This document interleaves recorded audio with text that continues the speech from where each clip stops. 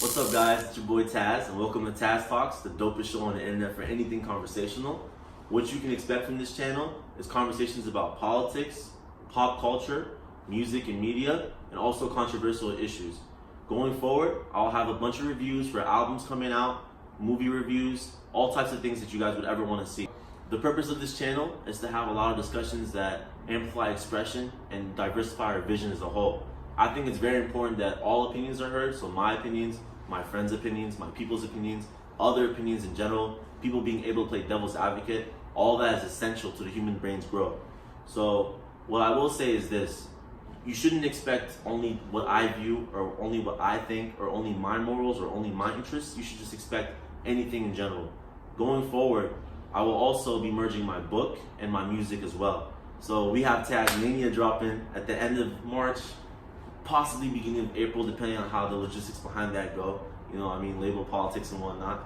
And for book one, I won't reveal the title yet, but you guys can expect that around July.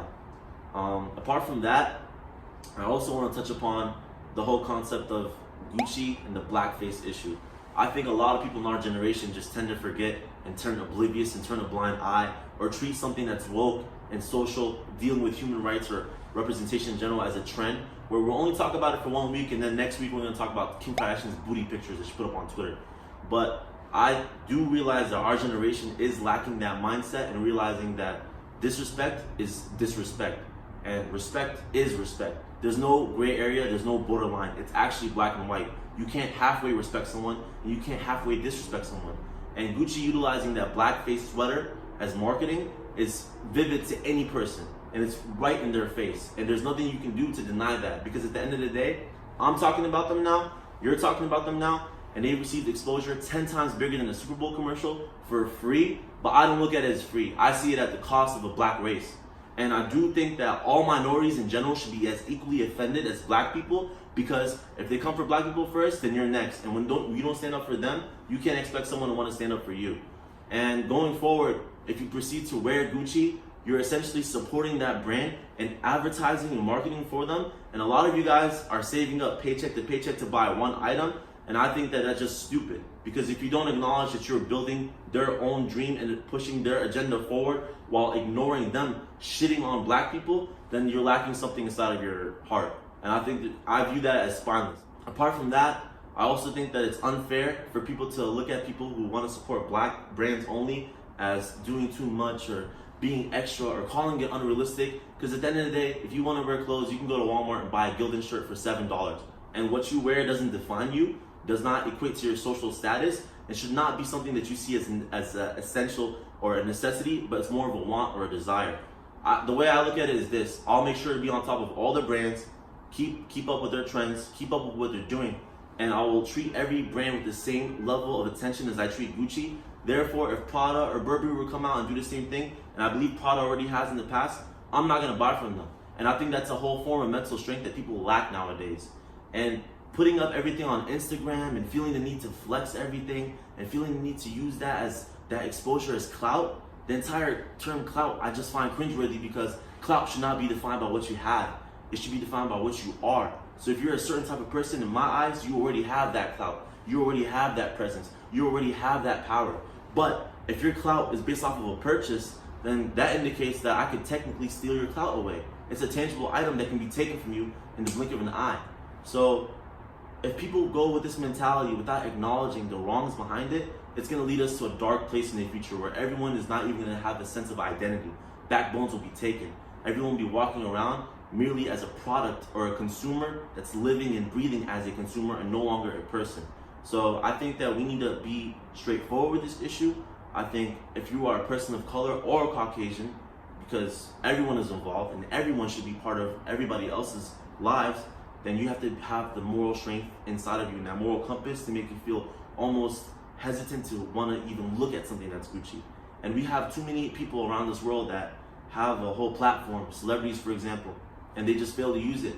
And a lot of the times it's for their clout. They're scared that their pockets will get hit. They're scared that they'll probably lose endorsements and not have those big deals anymore. So if they're too selfish to sacrifice it, that's them. We don't have ties to celebrities. You don't know who Floyd Mayweather is. So when he goes out and buys Gucci, I look at that as that nigga's wildin', but it doesn't mean anything to me, and it won't affect how I spend my money. And people don't realize that issue nowadays, and I just think that will have you lost. And ironically, lost in the sauce, as the great Gucci once said. You know, so if you get lost in the sauce, then the sauce is your enemy, bro. You have to have the sauce in your heart. I don't have tangible sauce. My sauce is me. You know what I mean? I be talking that TazTalk. That's where I get my sauce from. What I have to say, how I observe things, how I break things down, how I analyze them, how I approach things. And I think that everyone should think that way. And the most dangerous part of the human brain is the part that makes you feel so close-minded when you have that tunnel vision and you funnel out, and you don't even want to listen to anything that anyone else has to say. Hence why I started this channel. It's not about what I have to say, it's about what we have to say. So I'm gonna have different people on here with different ideas and different mentalities and different approaches to life. And I will learn from them, but I can also guarantee you some of them will learn from me. And that's what this channel is about. This is Maltez as a person, not Maltez as a consumer or Maltez as a member of society. You have to have your own character, your own judgment, and your own system. And for any system to be good, it has to be consistent. So you have to have rules to this shit. If somebody or a founder or a CEO or a celebrity disrespects an entire group, and it's not only black people I'm talking about, any group of people, and you don't draw that line that's too far, then nothing will be too far for you, unless it's something that's directly affecting you. And in that case, you'll only be looking around for help, and no one's gonna probably offer it to you because everyone has that same mindset. So, you know, everything starts with a wave, and it's up to us to make our own wave. It's up to us to make our own movement. And that movement doesn't even require any dramatic or drastic actions. It just requires you being attentive to details and paying attention to the motives behind things. Why was that ad put up? What was the purpose of this person? It's this celebrity ranting or gaining all that attention and exposure. And you can't be a fool and assume that it's coincidence, because I don't even believe in coincidence. One may ask, you know, what would it take for me to ever fuck with Gucci again? And the answer to that question is, it would take real consequences and repercussions on their end. I haven't seen that yet. All that we received was a bullshit apology from Gucci, talking about how now they realize that, oh, we had no clue, this resembles blackface, we're deeply sorry, we didn't mean to offend anyone, and nothing was actually given to us in return for the bullshit that we received, the disrespect that we received. A lot of you guys might not know the history of blackface, but blackface originated hundreds of years ago, and I think the first earliest forms of it was during plays, where we'd have white actors impersonate a black person in a story or a play, where, you know, they completely cover their face, and the deepest cause of that is to mimic and disrespect and ridicule and humiliate the race. They'd often play characters that make the dumbest decisions and have all these mishaps about them, and even their gestures, how they walked and how they talked, overly dramatic, almost barbaric, savage-like cartoonists would come and make a mockery out of us. And that obviously transcended into the modern era as well. And, you know, there's always ongoing jokes about things like, you know, every scary movie, the black guy is always the first person to die in the movie. And, you know, a lot of that can be attributed to screen time. How many black actors actually get Oscars or have, you know, those main roles? Obviously, recently, that's been improving, and that's part of the progressive agenda, the progress that we have been making. But when you have political figures like Trump coming in and constantly just screwing all that up by making people feel comfortable again, by antagonizing black people for no reason, or claiming black on black violence as a justification for systematic racism, that's when this issue becomes greater to me. That's when I feel like it's our job to step up, because we are living in this generation. So back in the day during the civil rights movement, it took a lot of brave colored people to stand up and go against their comfort zone and do things that they had to do in order to make the progress. So if we're not calling out Gucci for putting on blackface, or Prada, or Katy Perry, or whoever it may be, then we're just inactive, and we're not doing anything to contribute to any positive cause or lead to any real change. So you have to acknowledge that this is a call for help. This is literally a moment where everyone has to come together and stop it. How do you stop it? By preventing it from being hot anymore.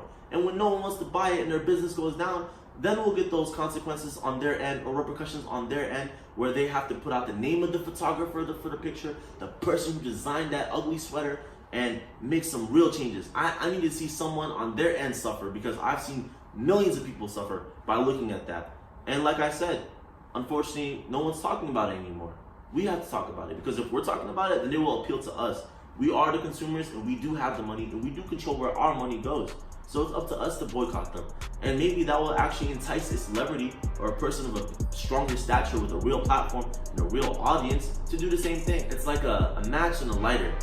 That match won't be lit until the flames spark from the lighter and touches it. We must be enzymes and catalysts for our own positivity. I just wanted to really address that because it's something that should be taken very seriously. Also guys, major announcements. Tasmania coming the end of the month, early April possibly, depending on the label politics. Book one this July. Stay tuned, stay woke, stay focused.